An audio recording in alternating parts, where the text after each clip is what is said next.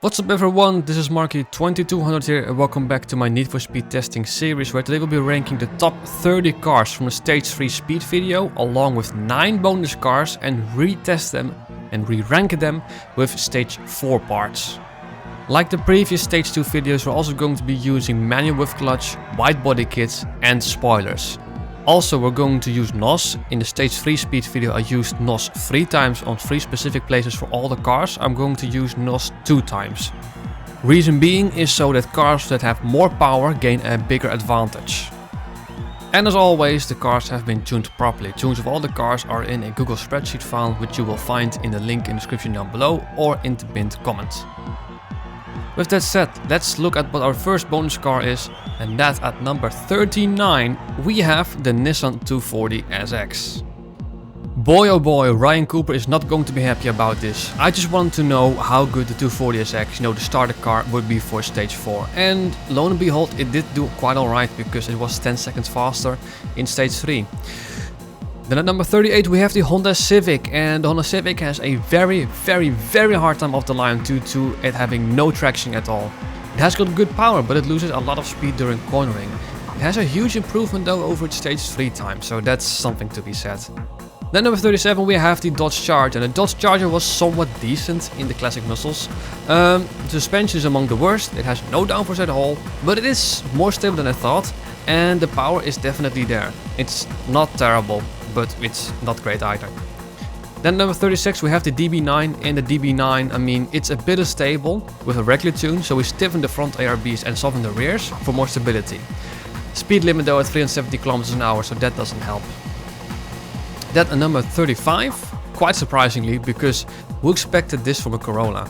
I mean, 19.20, the power is, I mean, it has got decent power for a car like this, but honestly, huge improvement, 15 seconds over its stage 3 time.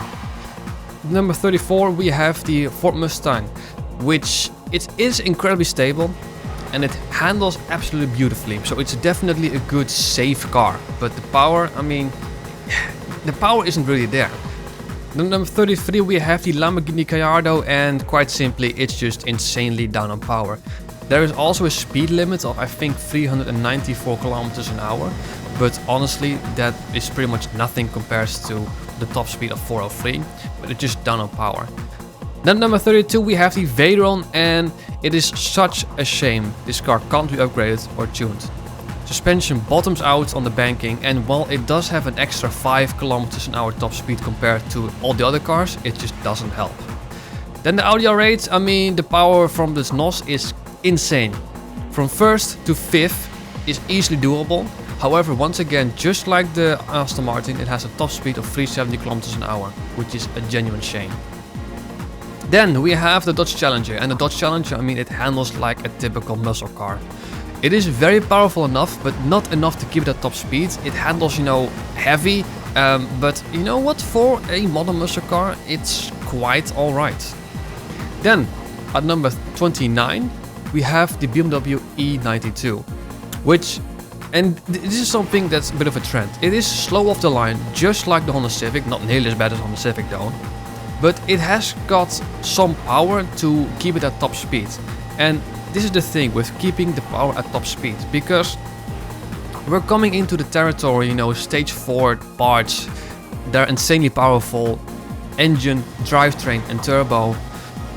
Many of the cars can actually easily hit like 360, 370 km/h, and when we get to the top 15 they can easily stay at top speed of 402 km/h, which is like 250 miles an hour.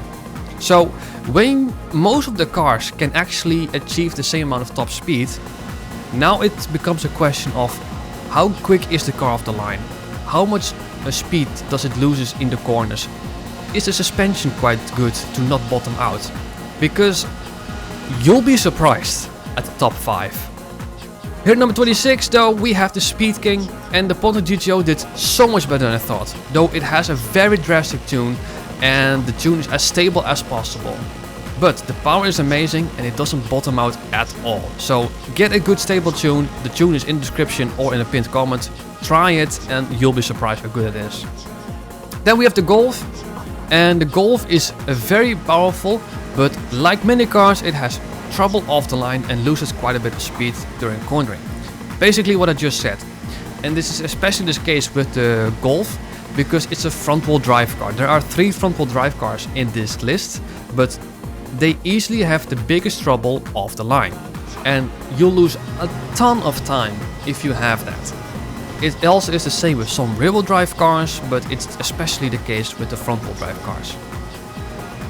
So then we move into number 23, and at number 23 we have the Ford GT500, the Shelby GT500. Basically, the Ford Shelby GT500 is a more powerful version of the Mustang, which is literally what it is. It is, fun to drive, it is stable, it is forgiving, and it's also quite powerful.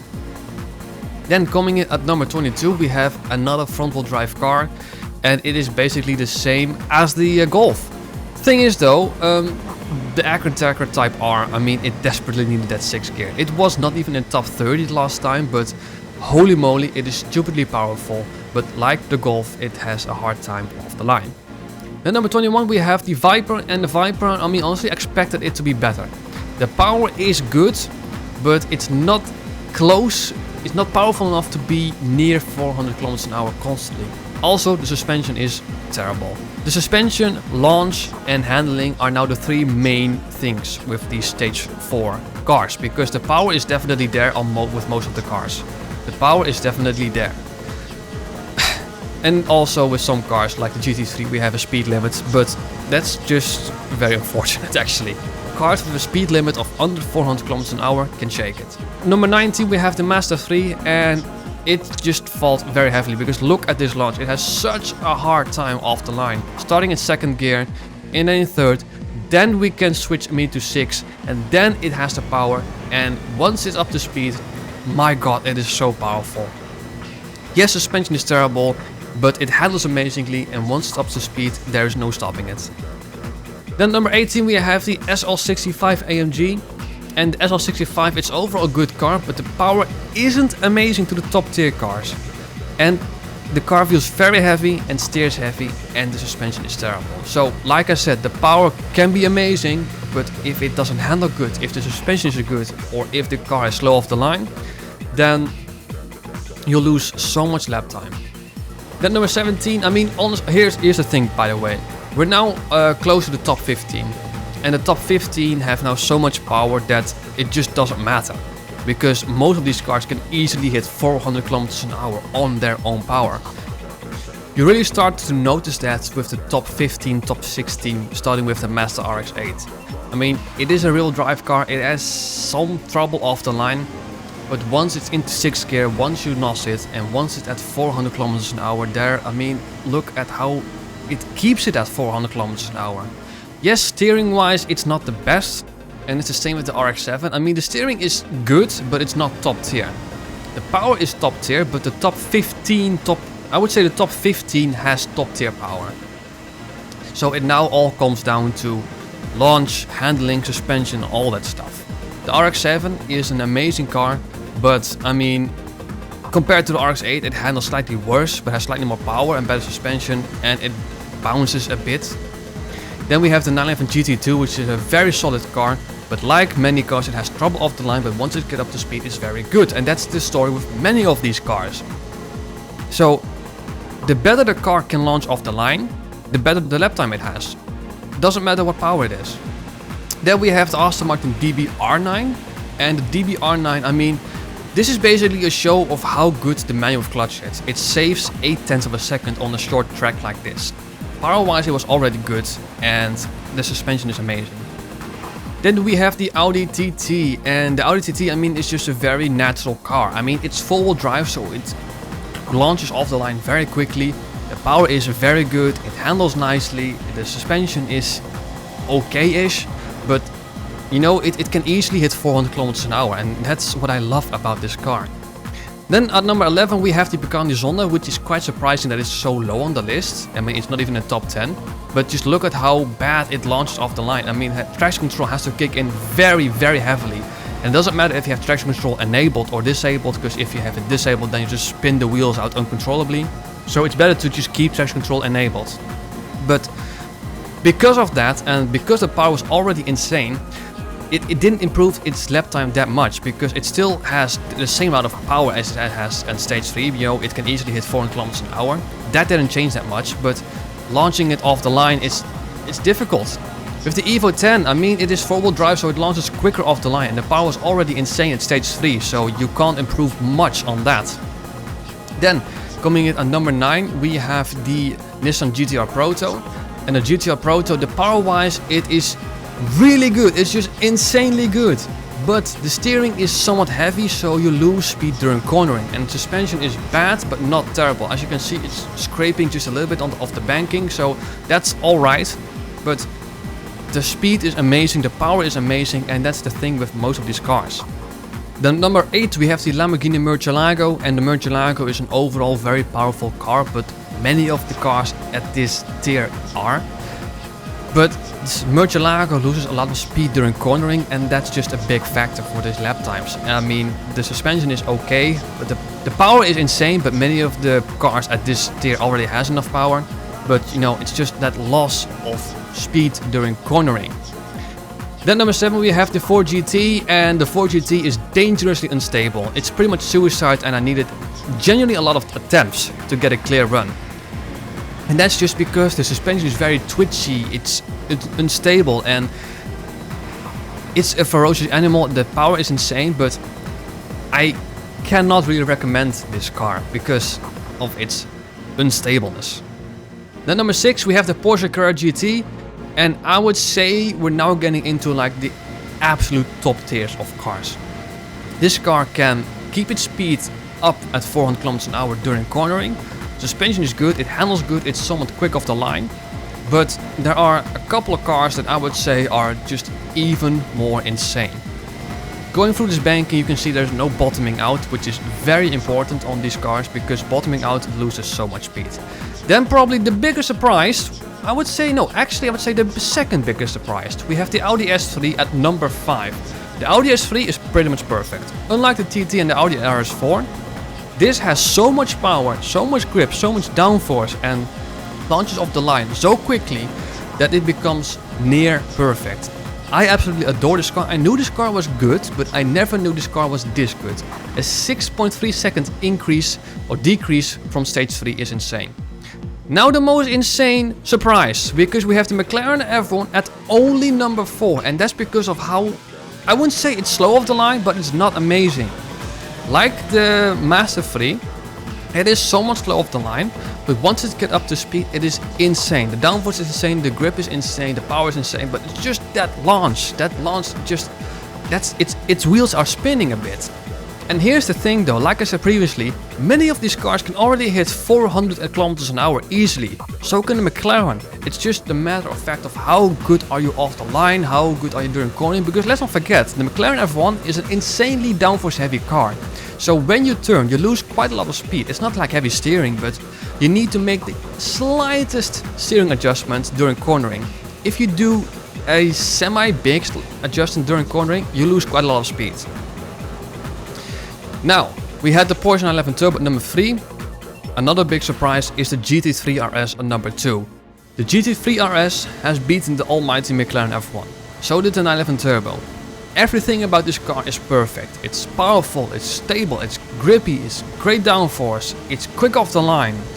It can, even at the uphill section, it can keep its speed at 400 km an hour, which is just genuinely insane.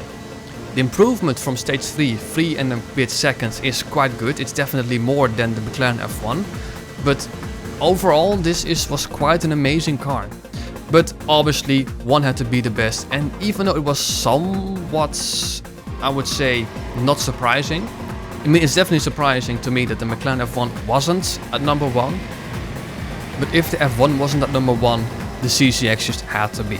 Bear in mind though, we're only talking 0.3 of a second between the McLaren F1 and the CCX. The CCX starts in second gear, and after you went to second gear you go to 5th immediately and NOS it. That just means it is ever so slightly quicker off the line.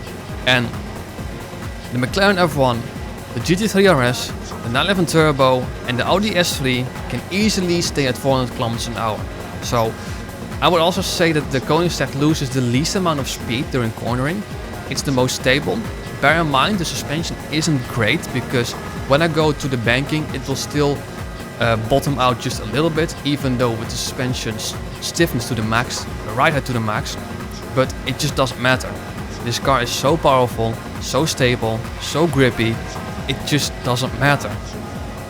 I would say though that I did not see this coming. I did not see coming that the F1 wouldn't be the best. I did not see it coming that the Audi S3 would be at number 5. I did not see it coming that the 911 Turbo and GT3 RS would be 3rd and 2nd. But I also did not see it coming that the Koenigsegg CCX is the speed king of Pro Street. And there you have it. The very best cars on Need for Speed Pro Street with stage 4 parts. It doesn't get any faster than this. Well, except if you remove the speed limiter. But anyway, if you've liked this video, consider giving it a thumbs up. If you wish to stay updated on all my future streams, videos and whatnot, consider subscribing. The next and last video of the Need for Speed Pro Street testing series will be the top 15 cars for drift in Pro Street from stage 3, retested, re-ranked with stage 4 parts along with one bonus car. That's something for you to look forward to. For now, this has been Market 2200. I hope you've enjoyed and that you'll join me next time. Until then, take care.